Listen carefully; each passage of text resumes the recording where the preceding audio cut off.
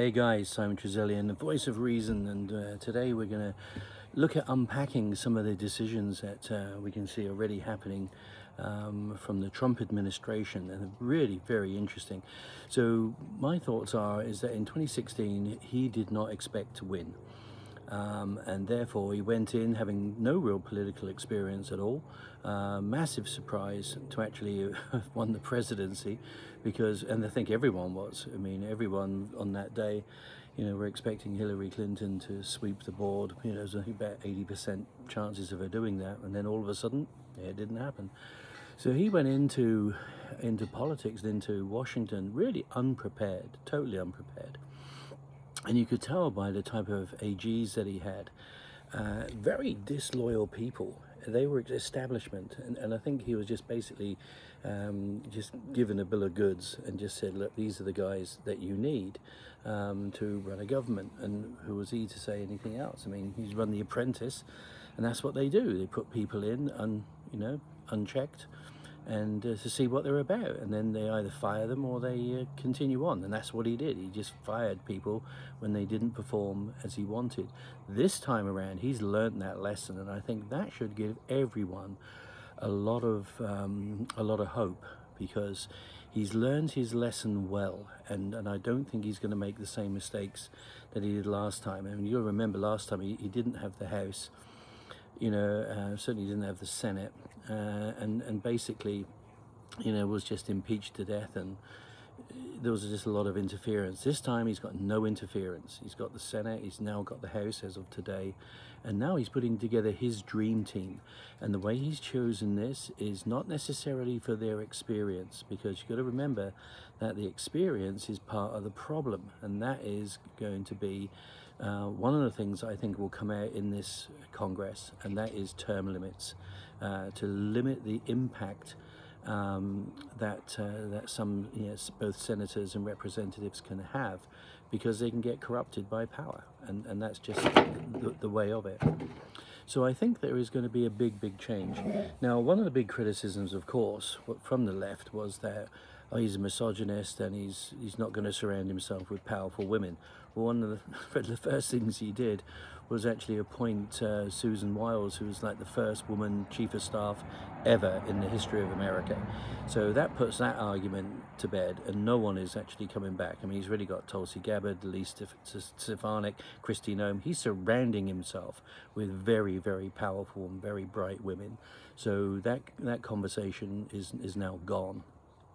So as a chief of staff, she knows his strategy, she knows him inside and out, and that's what a chief of staff does. They basically represent the mindset of the president. It's probably the most important role in government.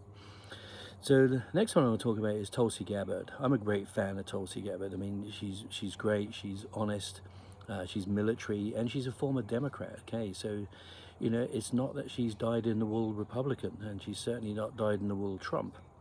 She's her own woman, a very powerful, very believable woman, and she's going to be in the Secretary of Intelligence for National Intelligence. I think that's going to be a really good bet, because at the end of the day, women are actually really good at intelligence, and I spent 20 years in intelligence, as you know, and women are actually really good because they have a much more ordered mind than men. Men tend to be a little bit boisterous in the way that they gather intelligence, in the way that they make judgments on intelligence. Whereas women, and it's their mindset, okay, so men have this vision going like that, it's like 60 degrees, and it's very focused, it's very long, it's why we can throw things, whereas women have this 180-degree view, but it's very short. But they see everything, every different facet, and I think that's going to be really good. She's a major, she's in the military, she's not going to put up with any bullshit. She understands the role of intelligence, and I think she'll do a really good job. Elise Stefanik, she's one of the firebrands. We saw what happened when she took on the colleges, the seniors in the colleges. I mean, this girl, she's not mucking around, and I think that because she is such a loyalist and has remained loyal to Trump throughout, and because she's a bit of a ball buster, I think she's going to be perfect for the UN, because the UN, as we've seen, is very anti-American. I mean, they'll take their money from America. I mean, we fund 80% of the UN in America, and that's going to stop. So I think she's the one that's going to deliver that bad news. And she may be the one that has to deliver the news of, hey, remember that big building you got on Turtle Island that the Rothschilds gave you? We're taking that shit back, and you're going to have to find somewhere else to go and live in The Hague, in Brussels, wherever you want to go, but you're not going to be here. I think that's going to happen, and I think she's going to be the one delivering the bad news. She's very pro-Israel. The UN is very anti-Israel. So I think that's going to set its scene for some very, very big conflicts, and I think she's just the woman to do that. Tom Horman, border security, he's the border czar, again reinforcing the fact that there was always a border czar, even though Kamala Harris didn't want to admit to that. Everyone knew it. Tom Horman is obviously a former ICE director. He understands this. He understands what goes on. ICE have been largely hampered for the last 4 years. That's going to stop now, and he's going to be in charge of the deportation and the border wall. So the border wall will be probably started again on day one.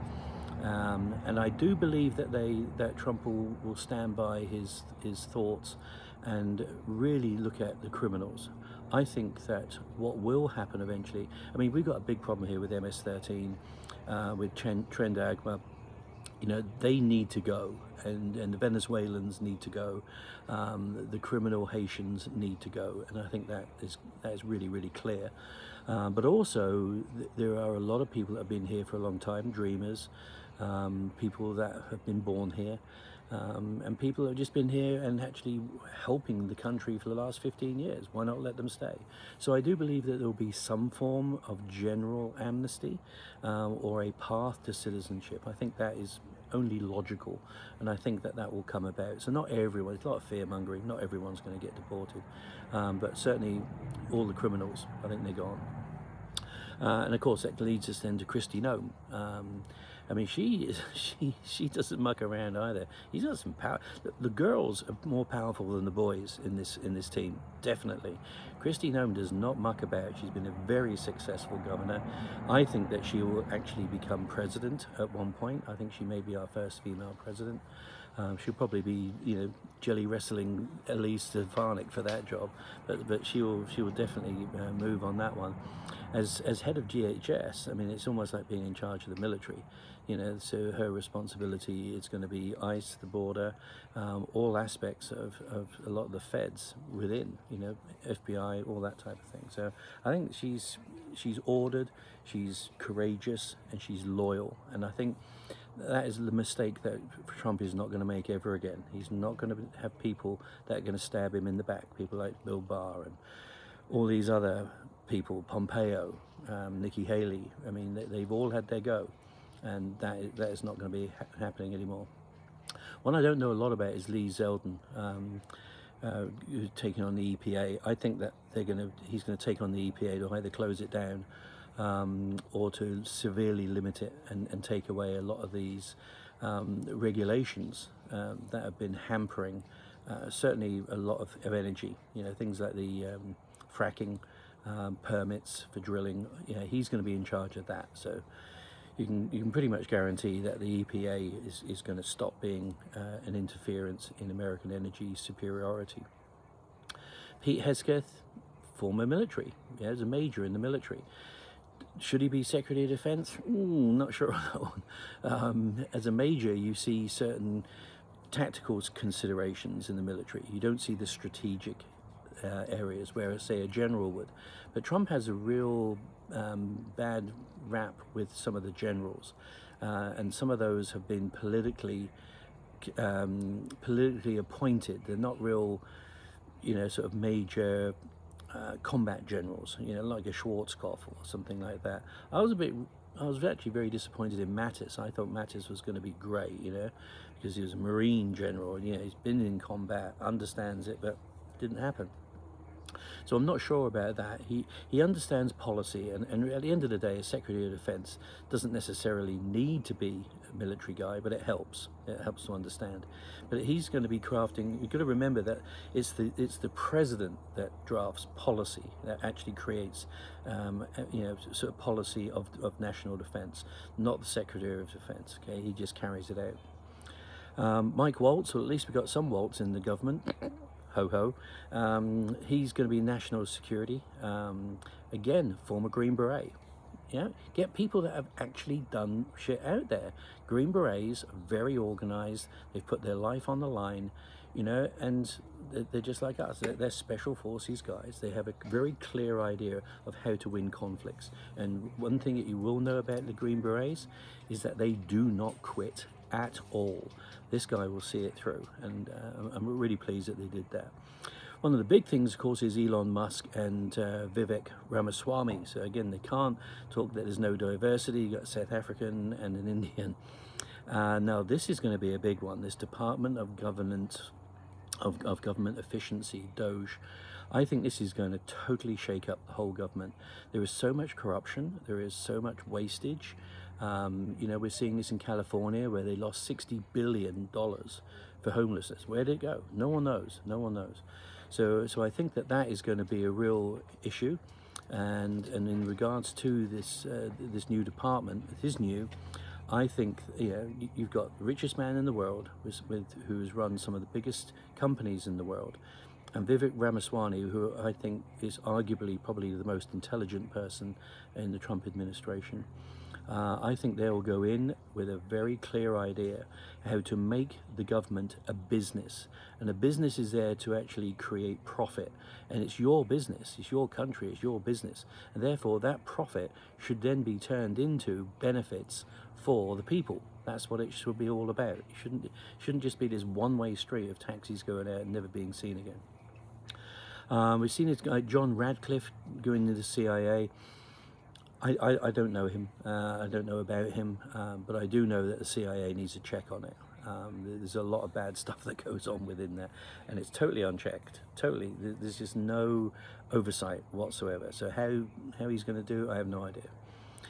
Marco Rubio for Secretary of State. You've got to remember, he was anti-Trump at one point. He's a convert. He's got a Latino background, which is good. Adds that diversity that everyone seems to want. But he's smart. He understands the way of the world, and I think he will be a particularly good Secretary of State. He's courageous. He says it as it is, and I don't think he'll be swayed in any way. Big one, of course. I won't go to the big one yet. Kash Patel, okay, so the advisor of national security. I think he's going to be the guy who is going to be nominated to shake up the FBI, and I think the FBI is going to take a very, very big shake-up. I think they're going to take different assets from the FBI and pass them out. That's what I feel, and he's the guy to do that. He understands the intelligence system. He understands it very well. So the big one, which took everybody surprised, including me, I actually started laughing when I saw it on the CNN thread when I was in the gym. It said Matt Gaetz is going to be the Attorney General. It's like, oh my God. Matt Gaetz, I mean, he doesn't even like his own people, let alone the opposition. He is going to kick some serious ass in the DOJ. Oh my God, I think he is going to have an absolute field day. There's going to be like a night of the long knives in the DOJ. People like Jack Smith and all of those people, they're going to be just gone. They're going to be out of a job. And all of this lawfare, that's going to be gone.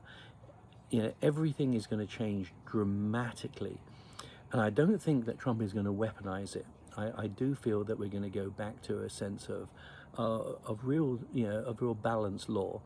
But you can guarantee that all the people that have been doing the wrong thing for a long time, and there's a big list. Trust me, there's a big list. We do know that there's 2,400 unsealed indictments still waiting to be unsealed. And we know who those people are. And they are going to be people like Comey and Brennan and Strzok and all of these people. They're all going to get a part of it, Clapper, all of them. And at some point, I do think that the people that actually have committed crimes while in office, I think will be held accountable in this administration. So I think it's going to be a real interesting time. This is a friggin' dream team. I mean, it really is. You've got some very, very capable people, and they're not establishment. Notice he got rid of the establishment people right off the bat, said you're not in it. That's Pompeo and Haley. So all the normal faces that you'd normally see putting their hand up for another go at the gravy train, they're all gone, and they're going to be running for cover. This is going to be like the friggin' Harlem Globetrotters. I tell you, it's going to be interesting. All right, guys, it's a bit of a longer one today. I hope you stay with it. I think hopefully it's been worth your while. Anyway, I'll catch you soon. Take care. This is Simon Giselian, out to you.